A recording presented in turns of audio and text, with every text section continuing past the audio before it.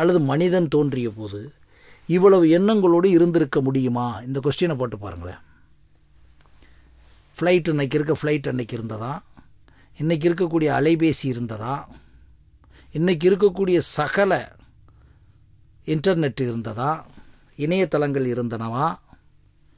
அப்படியே பெருகிக்கொண்டே போகின்றது. ஒரே ஒரு எண்ணம் தான் முதலிலே தோன்றியிருக்க வேண்டும், அறிவியல் படியும் ஆன்மீகத்தின் படியும். அந்த ஒரு எண்ணம், முதலிலே தோன்றிய எண்ணம், இன்றைக்கு பாருங்களே உலகம் முழுவதும் பரவிக்கொண்டே எண்ணத்தின் மீது எண்ணம், எண்ணத்தின் மீது எண்ணம், எண்ணத்தின் மீதும். ஒரு சினிமா, ஒரு 20 ஆண்டுகளுக்கு முன்னால் எடுத்த சினிமா படத்தை பாருங்கள். இன்றைக்கு எத்தனையோ நூற்றுக்கணக்கான கோடிகள் செலவழித்து எடுக்கக்கூடிய படங்களை பாருங்கள். இந்த கிராஃபிக்ஸ் எப்படி வேணாலும் பேர் வச்சுக்கோங்க, இவைகளெல்லாம் மல்டிப்ளை ஆகிக்கொண்டே இருக்கிறது. ஏதாவது சினிமா அழிந்திருக்கிறதா என்று பாருங்கள்.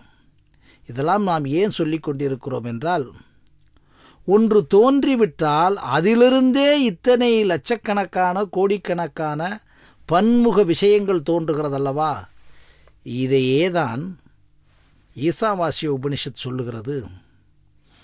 அந்த முழுமையிலிருந்து எவ்வளவு வந்தாலும் அந்த இறைவன், அந்த கடவுள், அந்த இறைமை, அந்த மூலம், அந்த பிரம்மம், அந்த பிதா, அந்த கர்த்தா, எப்படி வைத்தாலும் பேர் அல்லாஹ், அங்கிருந்து எவ்வளவுதான் வந்தாலும் மறுபடியும் முழுமையாக இருக்கக்கூடிய ஒன்றாக இருக்கக்கூடியது தான் ஆத்மா என்று உணருங்கள் என்று இந்த வேதாந்தத்திலே சொல்லப்படுகிறது.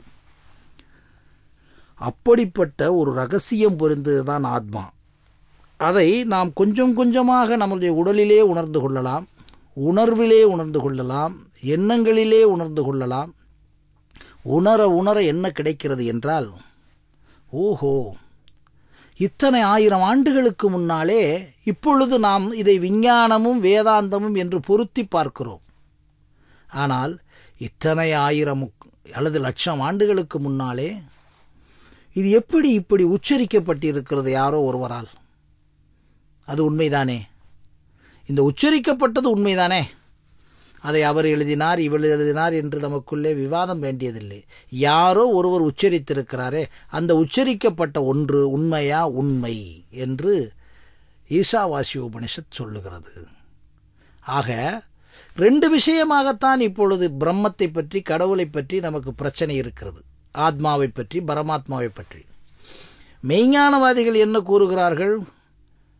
அது மிகப்பெரிய மாபெரும் ரகசியம், அவரால் தான் உலகம் படைக்கப்பட்டது, அந்த உலகத்திலிருந்தான் இவ்வளவும், அணுவளவும் அவர் இல்லாமல் அசைய முடியாது, அணு கூட அசையாது, எவ்ரிதிங் இஸ் டிட்டர்மைன்ட் என்று அவர்கள் கூறுகிறார்கள். அதே தான் விஞ்ஞானிகள் என்ன சொல்லுகிறார்கள் என்றால், கொஞ்சம் நினச்சி பாருங்கள், இது எப்படி நடக்கிறது என்று விஞ்ஞானிகள் இதை கருதுகிறார்கள். இப்போ ஆத்திகமா என்பதற்கு இடையிலே புரிந்து கொள்ள வேண்டிய ஒரு விஷயம், எதை இவர்கள் கடவுள் என்று சொன்னார்கள், எதை இவர்கள் கடவுள் என்று கூறுகிறார்கள் என்றால், ஒரே ஒரு விஷயத்தை தான் திருப்பி சொல்லிக் கொண்டிருக்கிறார்கள். மெய்ஞானவாதிகளும் எல்லையற்றது, அழிக்க முடியாதது, உருவம் இல்லாதது, விஸ்வரூப தரிசனம் கொடுக்கக்கூடியது என்றெல்லாம் சொல்லி ஒரு மிகப்பெரிய உலகத்தனமான பிரம்மாண்டத்தை நம்மளிடையே உருவாக்கி, அந்த பிரம்மாண்டத்திலே ஒரு பெரிய பிரமிப்பை உருவாக்கி, அந்த பிரமிப்பின் மூலம் கடவுள் இப்படிப்பட்டவர் தான் என்று நாமெல்லாம் உணரக்கூடிய ஒரு மாபெரும் செய்தியாக இருக்கிறது. எவரும் உணர்ந்தாரா, எவரும் உணரவில்லையா என்ற கேள்விக்கெல்லாம் இங்கே இடமில்லை. உணர்ந்ததாக சொல்லக்கூடிய அர்ச்சுனன், நான் விஸ்வரூப தரிசனம் பார்த்தேன், அல்லது விஸ்வரூப தரிசனத்தை கிருஷ்ண பகவான் சொன்னார் என்று சொல்லி அதற்கு ஒரு மாபெரும் விளக்கம் சொல்லி, பூமிக்கும் வானத்திற்கும் ஒரே மாதிரி நின்றதாக, அதற்கு எவ்வளவு பெரிய வடிவம் கொடுத்ததாக, அந்த சில நொடிகளில் அது மறைந்ததாக சொல்லுகிறார்கள். அதற்கு பிறகு இதுவரை ஒரு விஸ்வரூப தரிசனம் யாருக்கும் கிடைக்கவில்லை. அதே தான் விஞ்ஞானிகள் கூறுகிறார்கள். உலகம் முழுவதும் ஒன்றினால் இயங்குகிறது, இவரை பார்க்க முடியாது கடவுளை. அதே மாதிரி தான் விஞ்ஞானிகள் சொல்லுகிறார்கள், எனர்ஜி, சக்தியின் வடிவாக இயங்குகிறது. எனர்ஜி இல்லை என்றால் இயக்கமே இல்லை. அந்த எனர்ஜி எங்கிருந்து வந்தது? விஞ்ஞானிகள் கூறுகிறார்கள், அந்த பெருவெடிப்பில் இருந்து சிதறியது தான் இன்றைக்கு எனர்ஜியாக.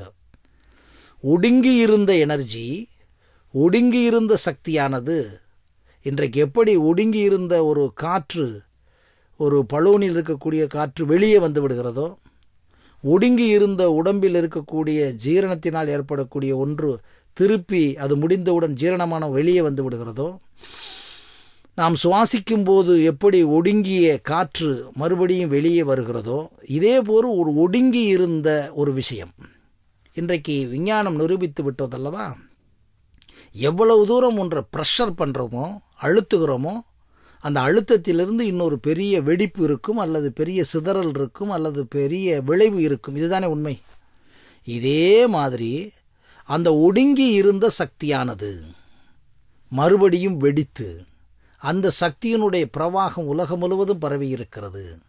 அந்த சக்தியின் விளைவாக இயங்குகிறோம். ஒரு சாதாரண பேட்டரியினுடைய சக்தியினால் இயங்குவது போல, ஒரு உணவின் இருக்கக்கூடிய சக்தியினால் இயங்குவது போல, ஒவ்வொன்றுக்குள்ளும் ஒரு காற்றில் இருக்கக்கூடிய சக்தியினால் இயங்குவது போல, ஆக சக்தி என்பது எல்லாவற்றிலும் நிறைந்திருக்கிறார். அதே இலக்கணம் தான் வருகிறது விஞ்ஞானிகள். எங்கும் எதிலும் எல்லாவற்றிலும் வியாபிக்கிறார் கடவுள். அதை பாருங்கள், சக்தி எல்லாவற்றிலும் வியாபிக்கிறது. எங்கே இல்லை? காற்றில் இல்லையா? நீரில் இல்லையா? நெருப்பில் இல்லையா? வானத்தில் இல்லையா? பூமியில் இல்லையா? பூமி சுழற்சியில் இல்லையா? எங்கு இல்லை? உணவில் இல்லையா? செடிகளில் இல்லையா? மரங்களில் இல்லையா? மனிதனிடம் இல்லையா? இதைத்தான் சொல்லுகிறார்கள். ஹோமா ஸ்டேஜில் இருக்கக்கூடிய ஒரு மனிதன் கூட உயிர் இருந்தால் இவன் இயங்க முடியாது. அந்த உயிரில் இருக்கக்கூடிய சக்தி இருக்க வேண்டும். வெறும் இரத்தம் இருந்தால் மட்டும் இயங்க முடியாது. உடம்பில் இரத்தத்தில் அந்த வெள்ளை சிவப்பணு சக்தி இருக்க வேண்டும். இப்படி ஒவ்வொன்றிலும் பாருங்கள் எளிமையாக. ஆக இரண்டு பேரும் நாம் என்ன வேதாந்தமும் விஞ்ஞானத்திலே உணர இருக்கும்னா, இந்த மெய்ஞானிகளை நாம் குறை சொல்ல முடியவில்லை. பல ஆண்டுகளுக்கு முன்னாலே, பல ஆயிரம் ஆண்டுகளுக்கு முன்னாலே அவர்கள் உணர்ந்ததை இன்றைக்கு இருக்கக்கூடிய எந்த மாதிரி ஒரு பாத்திரத்தை வைத்து அவர் சொல்லிவிட முடியும்? அவ்வளவு ஈஸியா? எப்படி சொல்லிவிட முடியும்? இன்றைக்கு நீங்கள் பலவிதமான விஞ்ஞான கருவிகளை வைத்து, பல ஆயிரக்கணக்கான விஞ்ஞான முறைகளை வைத்து, இஇஜி என்று, அதிர்வலைகள் என்று, மூளையின் அதிர்வலைகள் என்று, தெர்மாமீட்டர் என்று, பூமி சுழற்சியை பார்க்கக்கூடிய மீட்டர் என்று, சுனாமி வந்தால் மீட்டர் என்று, ரெக்டார் என்று, எப்படி ஒவ்வொன்றையும் கண்டுபிடிக்கிறீர்கள். அவர்களுக்கு அப்படி இல்லையே. இயங்குகிறதே, மனிதன் இயங்குகிறானே. இன்றைக்கு இருக்க மனிதனும் அன்றைக்கு இருக்க மனிதனும் உடம்பினுடைய இயக்கத்தை உணராதவர்கள் இருக்க முடியாது. அவனுடைய உடல்நிலை சரியில்லாமல் போகும்போது, அவனுடைய வயது காலங்கள் இருக்கும்போது, ஆகா நம்ம எந்த மனிதனாவது ஒரு 60 வயது 70 வயது தாண்டக்கூடிய மனிதன், 60 வயது தாண்டியவன் தன்னுடைய கருவறையில் இருந்த அனுபவத்தை தவிர இறக்கும் வரை அவனுடைய ஒவ்வொரு வருடமும் அல்லது ஒவ்வொரு மாதமும் அல்லது ஒவ்வொரு வயதிற்கும் தன்னுடைய சேஞ்சஸை உணர்ந்தே வந்திருப்பான். மிகப்பெரிய செக்ஸ் என்ற ஒன்று சொல்லக்கூடிய காமத்திலே இயங்கியவன் கூட ஒரு குறிப்பிட்ட காலத்திற்கு பிறகு வயதான காலத்திலே எப்படியெல்லாம் அதை பற்றி விளக்குகிறார்கள் அல்லது ஒடுங்குகிறார்கள் அல்லது அமைதியாகிறார்கள் என்றால், அங்கே அவர்களுக்கு என்ன ஆனது? அந்த சக்தி போய்விட்டது. ஆக சக்தி அப்பவும் உடம்புல ஒரு சக்தி இருந்திருக்கு. அப்போ இந்த சக்தி எப்படி வந்தது? இந்த சக்தி எப்படி எதற்குள்ளே நுழைந்தது? நினைத்து பாருங்க. எங்கே போச்சு? மறுபடியும் பாருங்களேன். இந்த உடம்பில் இருந்த சக்தி இருந்திருக்கு, போய்